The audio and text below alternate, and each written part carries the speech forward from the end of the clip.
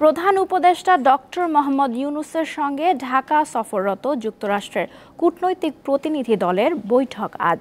আর কিছুক্ষণ পরেই প্রধান উপদেষ্টার সরকারি বাসভবন যমুনায় এই বৈঠকটি হতে পারে।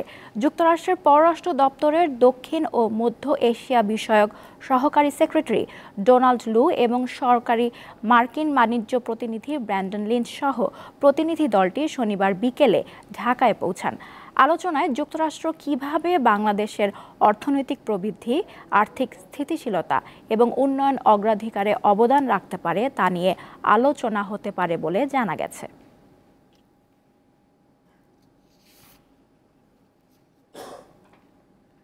এ বিষয়ে জানাতে আমাদের সঙ্গে সরাসরি যুক্ত আছেন সহকর্মী মাহমুদ শাওন।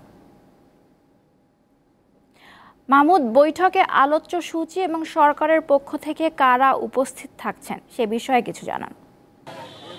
পদ্মা গেস্ট হাউস বা রাষ্ট্রীয় অতিথি ভবন পদ্মার ঠিক সামনে আমরা আসলে অপেক্ষা করছি এবং ভেতরে আমরা জানতে পেরেছি যে সকাল 9:30টায় যে যুক্তরাষ্ট্রের উচ্চ পর্যায়ের প্রতিনিধি দল ঢাকা সফর করছেন তাদের সঙ্গে বৈঠক করছেন পররাষ্ট্র উপদেষ্টা। এই মুহূর্তে আসলে ভিতরে সেই বৈঠকটি চলছে এবং আমরা জানতে পেরেছি যে সেই বৈঠকটি 45 মিনিটের মতো চলবে এবং এর মধ্যে একটি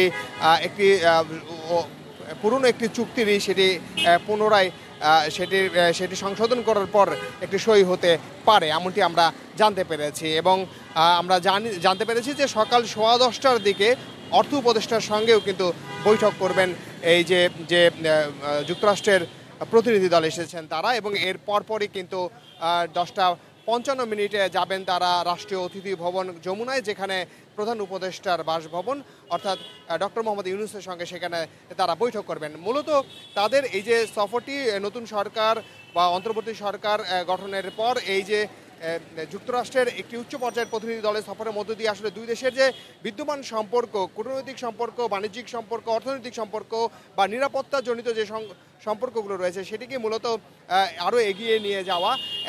পাশাপাশি যে সংকট এই মুহূর্তে বাংলাদেশে রয়েছে, বিশেষ করে অর্থনৈতিক সংকট রয়েছে, সেই সংকট নিয়ে আলাপ আলোচনা হবে এবং বাংলাদেশ অর্থনৈতিক সহযোগিতা চাইতে পারে এমনটি আমরা জানতে পেরেছি বিশ্লেষকদের কথায়। পাশাপাশি আপনি জানেন যে এই যে ইন্দো প্যাসিফিক যে অঞ্চল রয়েছে, ভারত ও প্রশান্ত মহাসাগরীয় অঞ্চলের মধ্যে যে নিরাপত্তার যার অংশীদার বাংলাদেশও, সেই